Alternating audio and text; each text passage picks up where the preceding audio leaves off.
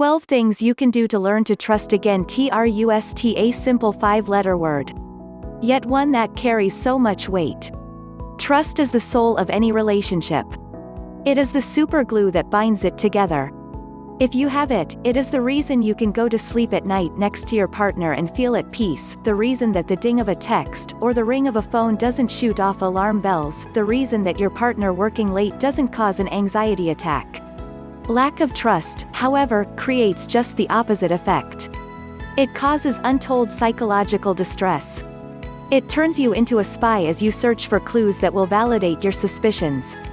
It pits you against your worst insecurities. It makes you sick and hypervigilant. It keeps you up at nights wondering, am I not good enough? Is it my fault? Is everything we have a sham? What will people think?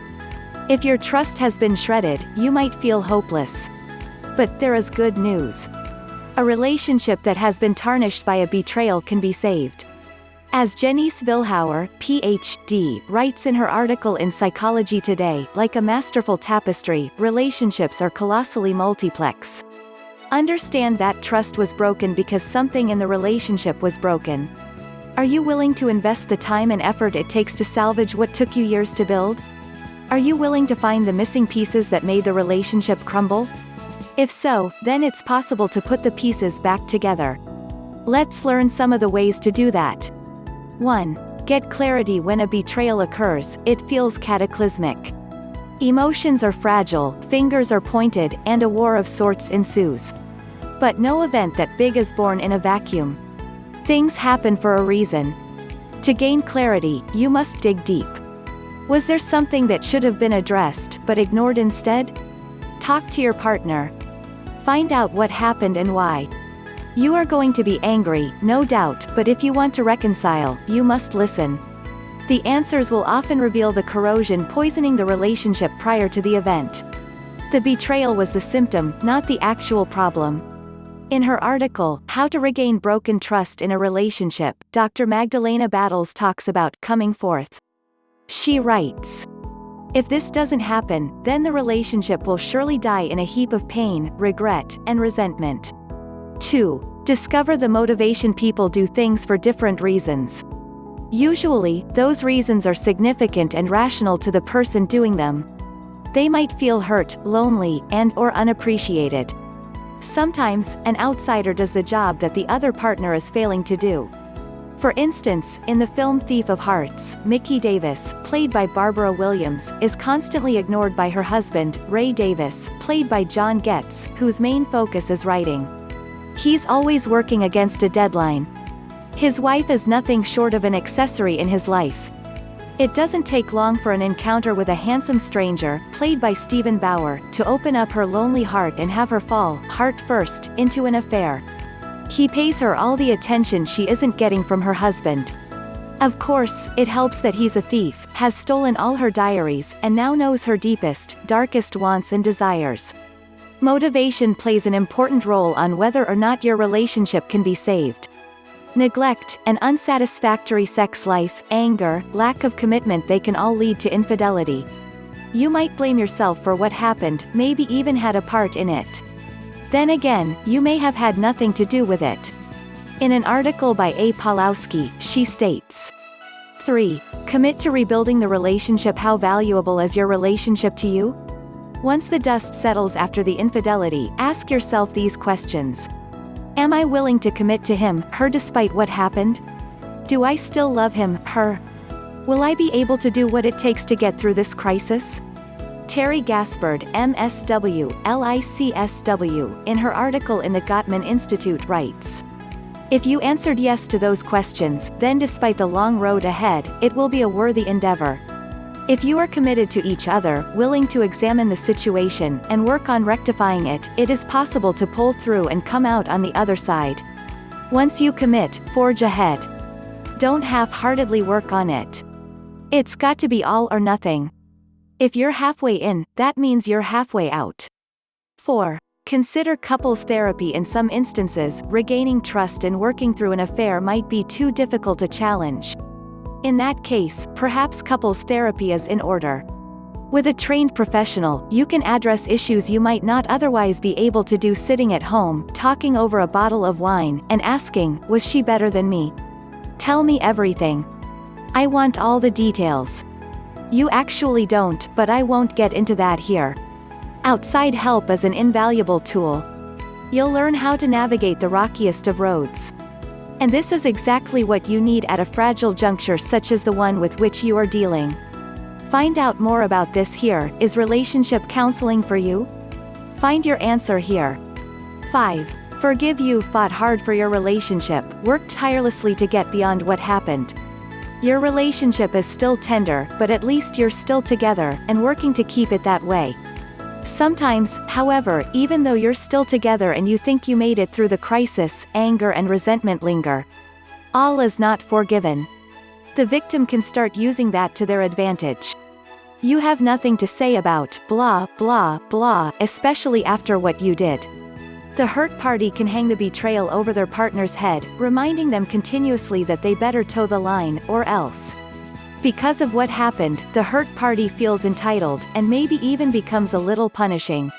In order to really get beyond the event, there has to be forgiveness. On both sides. The betrayer maybe feel so guilty that they can barely stand themselves. In fact, they may start acquiescing on things that they shouldn't. Forgiveness, while not easy, is key to the survival of the relationship.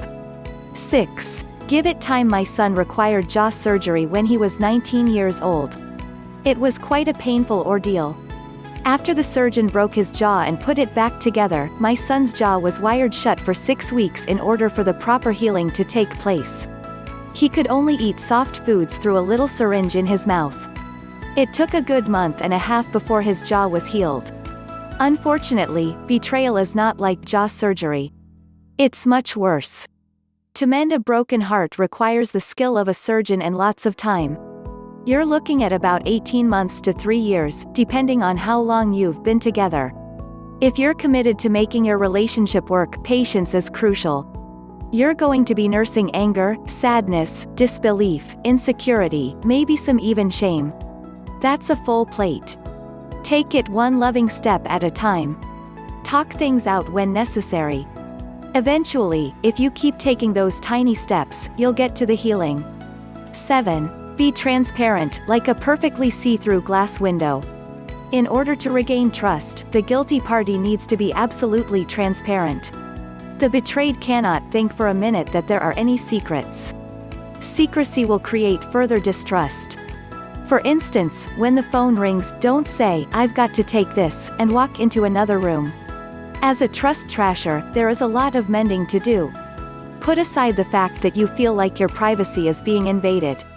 You haven't earned it at this point. You will need to re-earn their trust, so be open. 8. Cut ties completely. If you are the person who has betrayed your partner, you must cut all ties with the interloper. That means no phone calls, no texts, no emails, no coffee dates. No last meeting for closure. No contact means no contact. If it's over, then let it be over. Your partner deserves that. You may have had your reasons for doing what you did, but have a better reason for rebuilding your relationship. That can't happen if you maintain contact with the other person. Your partner will not be able to rebuild trust if they know you're still seeing and talking to the person that nearly destroyed your lives together. 9. Don't keep bringing up the event. When you arrive at the point where you've picked up most of the debris, rebuilt your lives, and feel like you can move on. That means, do not keep bringing up what happened. That will only serve to reopen the wound. Imagine severely cutting yourself. You get multiple stitches, and get it bandaged up. Instead of letting it heal, you keep taking off the bandage, and ripping off the stitches, just to look at the damage. Ouch. If you truly want your relationship to become solid again, put the affair in the past, and leave it there.